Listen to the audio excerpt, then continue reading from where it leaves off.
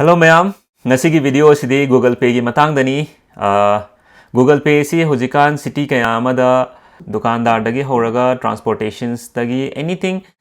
payment tawbada yamna laihalle. Aduga aigi experience tasu hwjikan di Google Pay si part of life oirae paisa thadok thajin pithok pisin tawna bagi. Aduna maram oiraga aina mayamda share tawningdana video si semjabani. Google Pay si UPI payment makhalamani UPI haibadi Unified Payment Interface haibani aduga masi NPCI haibadi National Payment Corporations of Indiana 2016 gi April 13 da houdokhibani hojikti chahi mangai matungda day to day life ta mayamna UPI se adum sizinareba mapanda leibada paisa thadok thajin oiro bank ta chatlaga queue leptrasu yare dana aduni video si makha tadringai da ngashigi video si Google Pay na sponsor tawba nate aina khangjaba knowledge khara mayam da sum share tawjaning dana semjabani Google Pay sizinabada requirement oiba pot khara lei requirement sing do hana haijage karigino haira kanda requirement sing do yawdraga di Google Pay sizinaba yaroiba adu sinaba yadraga di kanade dana yengbagi video se mayam gi matambu ai respect tawjai aduna pot sing ji hana yawbra yengbiro pot sing do yawdraga di video se ma skip tawba tare pot ahanbada akhoi bank account link tawgaduriba account do haidi Google Pay sinna bai je bank ka link tawna dune ba link tawna ra paisa thadok thajin tawna bai wani da ado bank account duga link tawgadaba ATM card se active oigadaba haibadi updated oigadaba validity oiriba ATM card oigadam ne ahanbada number 2 da ATM card siga account siga link tawnaba phone number OTP thadok thajin tawrakani ba link taw matamda phone number jing atani paisa thadok thajin tawna duje account number haptraju yare ba hojikandi amna laire haitare aduna bank account siga link tawnaba phone number do hojik khut ta pabi gadaba active oigadaba yamna maru hoiba third oiba points tana akhoi gi phone si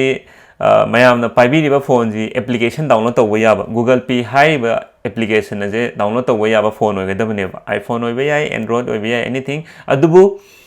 application se download tawba yadragadi kaim kanadre sigi pot ahum je yawdragadi yaroi aduna yawdragadi again skip tawbiro yawragadi video makhatana yengminaba yare akhoi hojik Play Store da changasi aidi Android sizinabani na mayam da Play Store gi through the explain tawjage applications to gi interface natra kamaina sizinagani haibado aduga iPhone users ki di I'm truly sorry adubu process ti chapmanani haitare adudi hojik Play Store da changasi Play Store da changaba matungda Gpay hairaga search tawbiro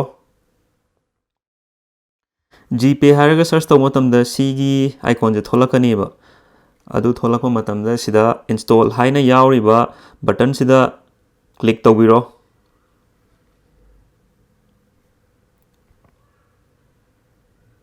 install tawba loirakanda sumaina open hairaga tholakani open hair matung ida open sida click nambiro aduga ahanba hek changbada si English haina generally select tawbiro country sida India na select tawbiro aduga makha da ngasai bank account siga link lainaba phone number je si ne ba hap tu je sida sigi phone number se hapa matung da next hairaga button si nambiro adugi mathang da ngasai gi ATM card se kari bank ki ATM card no aduga kari branch no haiba details kara hangakani card number enter tawiro bank details enter tawiro aidi existing oina yawraga leirabanina aigi account ama email ID keke select tawraba hapaba matungda select tawraga accept and continue hai sida nammani ba adukanda phone number verify keke loi tawrani moina natraga registration tawrani aigi account ani hana dai hapa lei ado aigi HDFC gi account je select tawraga activate my account hairani aduga mathangda allow Gpay to make and manage phone calls haise allow to dual sim pairagadi ngasai gi phone number si sim 1 dara 2 dara haibado hangakani ba aduda adui matungena select tobiro sidasu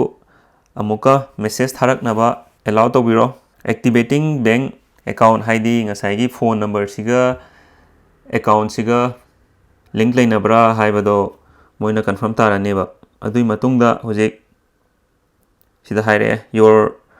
you have successfully registered for UPI payment on Google Pay haimas mana message ama laane ba aduga khwaidagi important oiba Google Pay si koina sizinna matumda password hapa yai so that kanaguma mana ekta changaga sizinaba ngamdana ba aduna maram oiraga Google gi pin hapkera natraga hoi phone da lock toido adu dum sijinaju yai ado aidi phone gi lock se manana dum sijinai mayam gi preference toi matung ena select tobiro aduga continue da nambiro continue nama matang da aidi phone lock hapanina phone lock sida click tawre aduga smai la ani ba si la matung da sigi options haidi khwai first Google Pay hek changbagi interface tu ne sigi interface se ai mayam da amamam share tawjage Ahanbada scan any QR code haije sije hek namba matam da payment taw yadune besida namaga akhoi gi camera je permission sangakani permission je on tawbiro natraga di scan tawbada camera sina dini na adu yaroi ba on tawdraga di turn on camera allow Gpay to take pictures and video recording while using this app senambiro aduga smaina magi interface uni aduga sidaijida khoi scan tawdune ba sigi posina adu hojikti tawroidabanina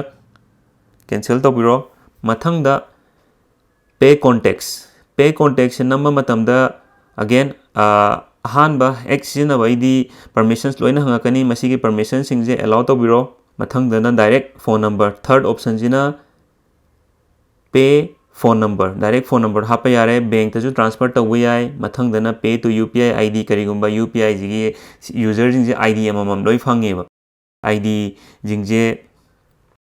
ai kam khar haijage ID duju adugi matangda aduga mathangda na self transfer karigumba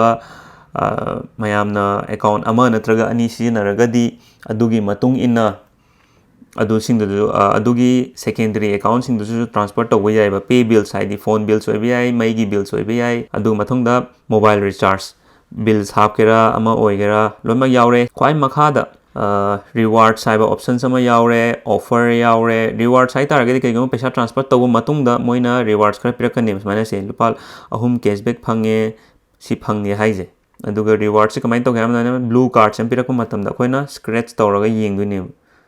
si kai no haira kanjida assure of 2500 rupees off on any course from extra mark hairiba website sidagi pangni si offer ne agi si bodi atopani aduga bank balance kai gi yengba yare khwai last da dagi transaction history kana nangna kana da thagi thade ha khwai maru oiba pot amana ngasai gi invite hairiba pot se invite taw matamda kari kana ge hai matamda invite friends on Google Pay and get 201 rupees when your friends send their first payment kanaguma amada mayamna refer tawra matungda mi duna